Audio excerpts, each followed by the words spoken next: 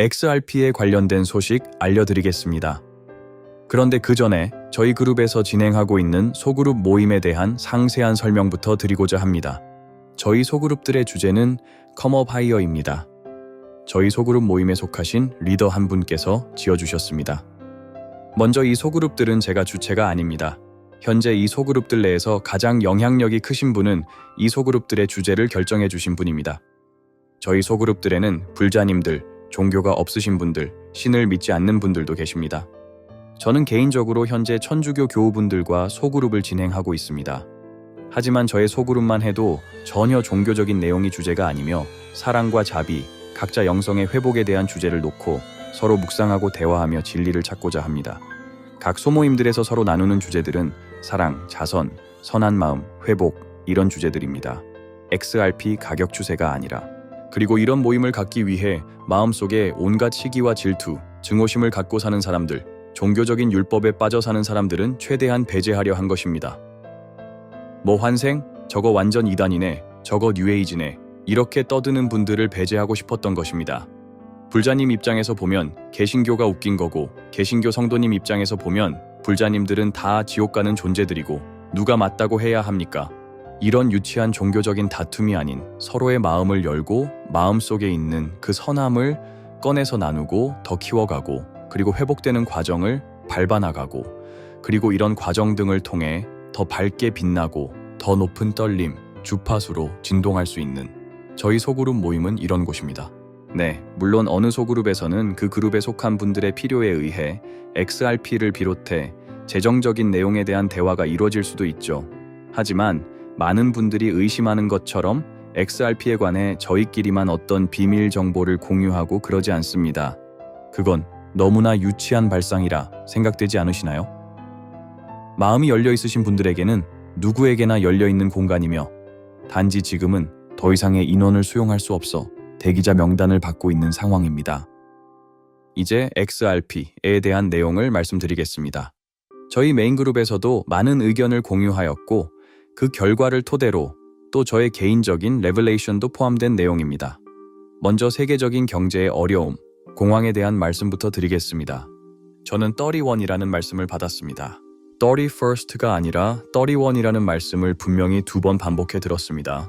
그런데 저는 이해할 수 없었습니다. 이번 달 31일이라면 31st라고 들었어야 했는데 31이라고 들었기 때문입니다. 그리고 이 내용에 대한 해답은 저희 메인 그룹에 속하신 분들 중 한 분께서 해석해 주셨습니다. 이 31은 공황에 관한 내용이며 제가 들은 31은 1931년에 관한 내용이었습니다. 많은 분들이 1929년 뉴욕 증시가 폭락하며 당시 대공황이 시작되었다고 알고 계시지만 사실 1929년 폭락되었던 뉴욕 증시는 몇 달 후 상당 부분 회복되었고 이 증시의 폭락으로 인해 당장 사람들의 실생활이 어려워진 것도 아니었습니다. 제가 이번에 알게 된 사실은 1930년대와 1940년대 대공황으로 불린 이 시기는 1929년의 증시 폭락만이 아닌 1931년 독일에서 시작되어 유럽으로 번진 금융 시스템의 마비와 붕괴가 가증되어 복합적으로 일어난 사건이라는 것입니다. 그리고 이 금융 붕괴로 인해 뉴욕 증시는 1929년보다 훨씬 더 큰 폭으로 폭락했습니다. 저는 지금까지 이런 사실을 전혀 모르고 있었습니다. XRP의 향후 가격도 이런 경제적 요인을 무시할 수 없기에 이런 내용을 먼저 말씀드리는 것입니다. 일단 제가 드리는 어떤 내용도 맹목적으로 신뢰하지 마시고 참고만 하셨으면 좋겠습니다. 제가 받는 어떤 말씀이라던가 환시를 통해 정확하게 특정 코인의 향후 가격을 알 수 있다면 저부터 엄청난 부자가 되어 있어야 하지 않을까요? 저는 작년에 코인들 가격에 관해, 특히 XRP에 관해 그 움직임이 큰 파도가 몰려오는 과정과 같을 것이라 말씀드린 적이 있습니다. 이 내용은 커뮤니티글 뿐만 아니라 동영상을 통해서도 말씀드렸었습니다. 저는 어려서 캘리포니아 바닷가에서 파도 타는 걸 즐겨 했는데 큰 파도가 오기 전에는 항상 물의 수위가 낮게 빠집니다. 그래서 물이 많이 빠지기 시작하면 이제 큰 파도가 오는구나 하고 그 큰 파도를 탈 준비를 할 수 있게 됩니다. 그 물이 빠지는 수위를 저는 1달러 72센트라고 말씀드렸던 것입니다. 그리고 그 가격까지 빠지면 그 후 큰 반등이 온다고 생각한 것이고요. 그런데 파도를 타다 보면 이런 현상을 경험하기도 합니다.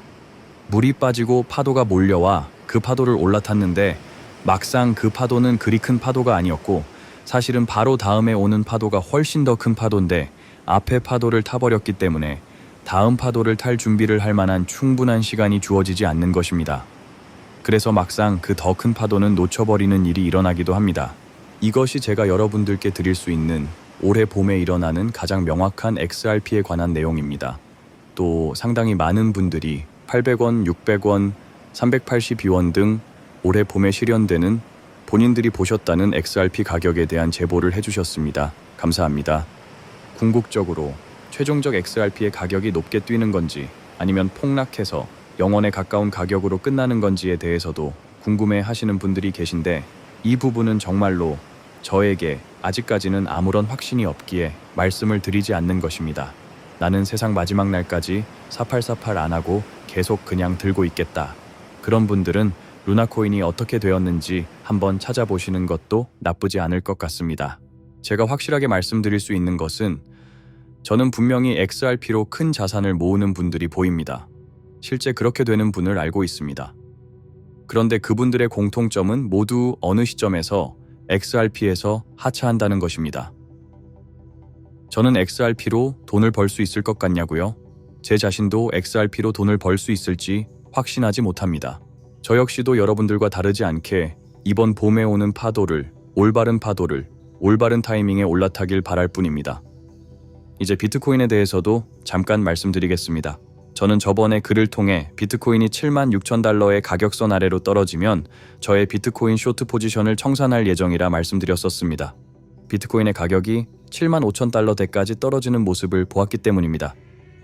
너무나 감사하게도 주식하는 형님께서 최근에 비트코인 가격 기술 분석을 하신 차트도 보내주셨는데 이 차트도 75,000달러대에서 지지대가 형성되어 있음을 보여줍니다. 그런데 저는 최근에 이 75,000달러 가격대에서 비트코인 가격의 변동폭이 매우 커지며 이 가격을 표시하는 숫자가 흔들리기 시작해 O자가 거꾸로 뒤집어지는, 그래서 E자로 보여지기까지 하는 모습을 보았습니다. 그래서 어쩌면 75,000달러대가 아닌 72,000달러대까지도 비트코인의 가격이 하락하는 건 아닌가 하는 생각도 듭니다. 저 개인적으로는 75,000달러대에서 비트코인 쇼트 포지션을 청산한다는 계획은 아직 바뀌지 않았습니다. 저는 작년에 분명히 여러분들께 말씀드렸었습니다. 올해 안정적인 자산은, 투자는 금과 은이다. 올해 들어 지금까지 가장 안정적이고 큰 수익이 난 자산은 코인도 아니고 주식도 아니고 현재까지 금과 은입니다. 물론 올해 금융시장은 여러분들이 보고 계시다시피 변동성이 매우 큰 한 해입니다. 그렇기에 금과 은에도 분명 조정장이 올 것이지만 다른 금융자산들에 비해서는 비교적 그 변동폭이 크지 않을 것입니다. 금하고 은에 투자하신 분들은 전혀 마음 졸이실 일도 없고 편안하게 자신들의 자산이 꾸준히 늘어나는 것을 지켜보시게 될 것입니다. 올해 금과 은에 대한 투자는 보장된 결론이 나와 있는 상태고 코인은 그렇지 않습니다. 선택은 여러분들이 하시면 됩니다. 코인으로 일확천금을 노리시는 분들에게 돌아가는 것은 깡통계좌뿐일 수 있습니다. 마지막으로 57센트에 대한 의미를 말씀드리겠습니다. 저는 얼마 전 기도 중 하느님께서 저에게 57센트라는 금액을 보여주시고 이 57센트에 어떤 의미가 있는지를 찾아보게 하셨습니다.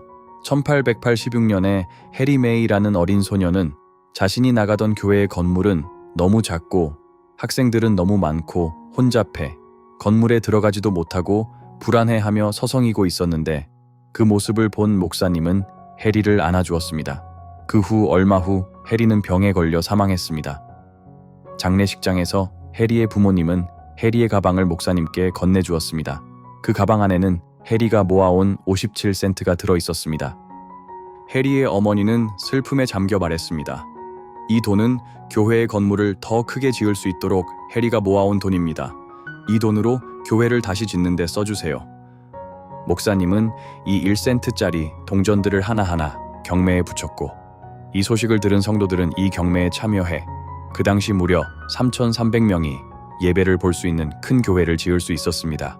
XRP와 아무런 상관도 없는 내용이었습니다.